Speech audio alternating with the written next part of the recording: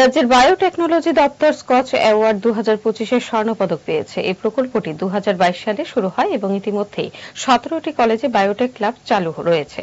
বৃহস্পতিবার সাংবাদিক সম্মেলন ডেকে কথা জানান মন্ত্রী অনিমেষ দেববর্মা। তিনি বলেন, আগামী অর্থ বছরে আরও 4টি কলেজে এটি সম্প্রসারিত হবে। এই প্রকল্পের মাধ্যমে বেসরকারি বিনিয়োগ বাড়ানোর পাশাপাশি কৃষি, পশুপালন ও চিকিৎসা ক্ষেত্রে নতুন উদ্ভাবনের সুযোগ তৈরি হচ্ছে। এতে রাজ্যের অর্থনৈতিক ও সামাজিক উন্নয়ন ত্বরান্বিত হবে বলে আশা করা হচ্ছে।